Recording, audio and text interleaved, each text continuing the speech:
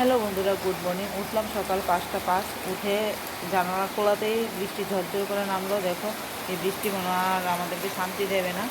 তো কোনো জিনিস আছে না অতিরিক্ত ভালো না। বৃষ্টি সুন্দর ঠিক আছে, কিন্তু কোনো জিনিস অতিরিক্ত ভালো না। আর যে অবস্থা, বন্যার যে পরিস্থিতি, মনে হয় না মানুষ আর বাড়ি ঘরে যেতে পারবে। দেখো কী পরিমাণে বৃষ্টি পড়ছে সকাল সকাল। একদম সারা রাত্রি বৃষ্টি হয়নি, আর একদম সকাল সকাল প্রচণ্ড বৃষ্টি পড়ছে। দেখছো, দেখেছো আকাশটা তো অন্ধকার। তো যাই হোক, কর্ম তো করতে হবে। তো আমি রুম থেকে উঠে গেছি, কিন্তু আরও প্রায় এখন বাজছে 5টা 40। না, অন্ধকার, লাইটটা দিয়ে দিই। তো আমি রুম থেকে উঠে রান্নাঘর ঝাড়টার দিয়ে এখন দেখো আমি ভাত বসিয়ে দিয়েছি। আমার ভাত হয়ে যাচ্ছে। এদিকে সজনা পাতার ডাল রান্না করছি। তো যাবো ডিউটিতে, তো বাকি কাজগুলি করে নিই। আর আমার রমিও আমার সাথে ঘুম থেকে উঠে গেছে।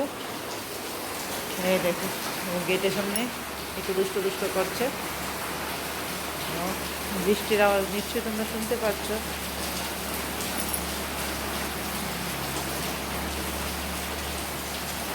বৃষ্টি পড়ছে। এই দেখো, রমি এখানে ঘুমিয়েছে, সুবাতে ঘুমিয়েছে। তো এখন আমি ঘরটা বিছনা বিছনা গুছিয়ে ঘরটা ঝাড়টা দিয়ে নিই। তো সঙ্গে থাকো, দেখতে থাকো। তো এদিকে দেখো ভাত হয়ে গেছে। আর রাত্রেবেলায় আমি মাছের তরকারি, 2 রকমের মাছের তরকারি রান্না করে রেখেছিলাম। আর সকাল সকাল রান্না সজনা দিয়ে ডাল, উচ্ছে আলু ভাজা আর ভাত। আর এদিকে আছে বাইমার গৌতম মাছের তরকারি, খালি খালি পেঁয়াজ দিয়ে। আর এদিকে আছে লাটি আর কী কী কানলা মাছ, এগুলি দিয়ে আলু বেগুন দিয়ে রান্না করলাম। তো বৃষ্টি কিন্তু কন্টিনিউ হচ্ছে। আর আমি এদিকে এসে ঘুমালো, আর বৃষ্টি কিন্তু হচ্ছে, বন্ধ নেই। তো এখন যাই, ব্রাশটা হাতে নিয়ে নিলাম। দেখো বৃষ্টি কিন্তু হচ্ছে। তো এখন আমি রেডি হয়ে যাব ডিউটিতে যাওয়ার জন্য। তো এদিকে আমি একদম ফুল রেডি, ড্রেস ট্রেস পরা হয়ে গেছে। তো এখন চাটা খাবো।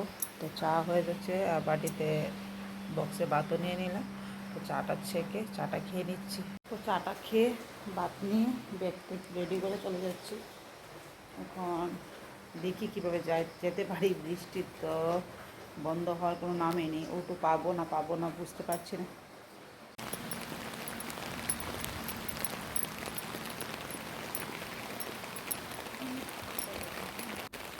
ফাইনালি রওনা হয়ে গেলাম। বৃষ্টির মধ্যে কী করার আছে। তো বাইকে যাওয়া অসম্ভব ব্যাপার। রেনকোট পরে যাওয়া যেত, কিন্তু আমিও ভিজবো, সাথে আমার হাজব্যান্ডও ভিজবে, তাই পায়ে হেঁটে রওনা হয়ে গেলাম।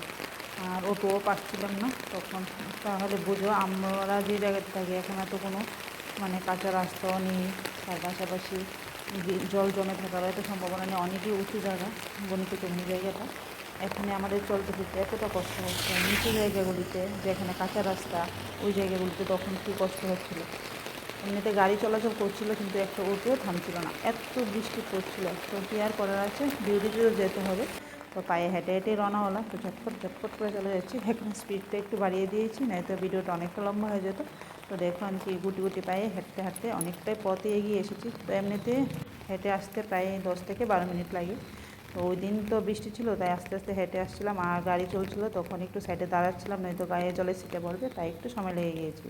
তো দেখো এখানে একটা ছোট পুকুরের মতো ছিল, এখানে কতটা জল জমা হয়েছে। 4-5 দিন ধরে কন্টিনিউ বৃষ্টি হতে চলছে, তাই অনেকটাই জল জমা হয়েছে।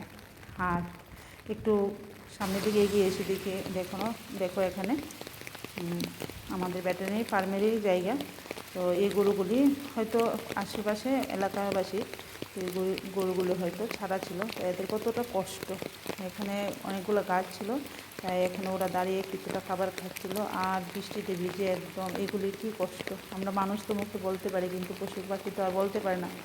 তো ওদের তো খেতে হবে, পেটের খিদা তো মানবে না। তো বৃষ্টিতে ভিজে ভিজেই ঘাস খাচ্ছিল। তো ওদেরকে দেখে আমার খুব কষ্ট ফিল হচ্ছিল। তো ওরা ওদের কাজ করছে, খেতে তো হবে, আমিও আমার কাজ চেয়ে চলে যাচ্ছি। তো দেখো পাকা রাস্তা থেকে আমি এসে পড়লাম একটু কাঁচা রাস্তা।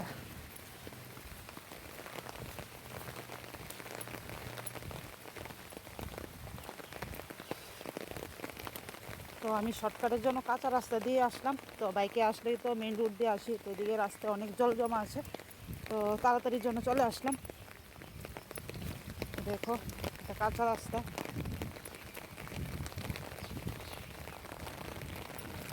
আর এদিকে দেখো রাস্তার মধ্যে কত জল জমানো।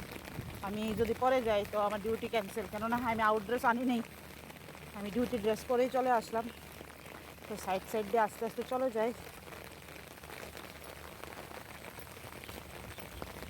অনেকটা জল, এই বৃষ্টি মনে হয় আমাদের ত্রিপুরাবাসীকে আরও কষ্ট দেবে। ভগবান আজকে ইদানিং 2 বছর ধরে আমাদেরকে অনেকেই কষ্ট দিচ্ছে, বৃষ্টি দিলে বৃষ্টি দিচ্ছে, কমছে না। যাই হোক, একটু একটু করে চলে আসলাম।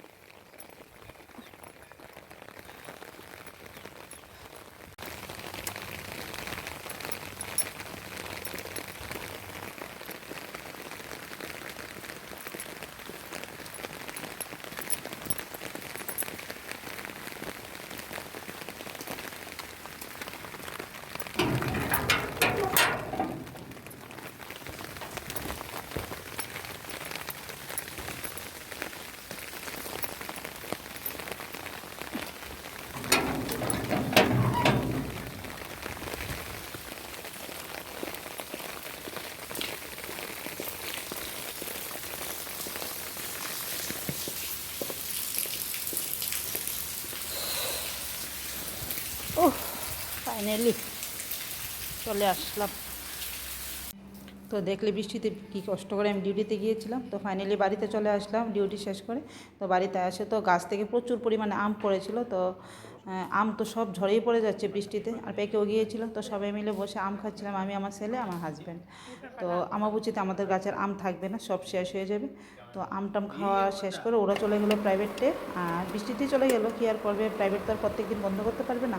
তারপর আমি শ্যামাই রান্না করেছিলাম, আর এদিকে দেখো বেসিংয়ে কতগুলো বাসন, আর আমার রমের জন্য চিকেন, এগুলি আমি রান্না করবো। তো একটু খেয়ে নিই, আগে পেট পুজো করিনি। তো শ্যামাইটা ওই দিন খুবই টেস্ট হয়েছিল, তো আমার ছেলে প্রাইভেট থেকে এসে তারপর খাবে। তো খাওয়া দাওয়া শেষ করে বাসন টাসন মেজে তারপর আমি রান্নার কাজে ধরে ফেলেছিলাম। তো কাজগুলি কমপ্লিট করে ওরাও চলে আসলো, ফিল্টারে জল দেওয়া, মানে যাবতীয় যা যা কাজ আছে সব করে নিয়েছিল। তো ভিডিওটা এতটুকুই করে রেখেছিলাম, যদি ভালো লাগে থাকে ভিডিওটায় একটা লাইক করো, কমেন্ট করো, আর পারলে একটু শেয়ার করে দিও। তো দেখা হবে একটু নতুন দিনে নতুন ভিডিওতে। সবাই সুস্থ থাকবে, ভালো থাকবে, ততক্ষণের মতন সবাইকে টাটা অ্যান্ড বাই বাই।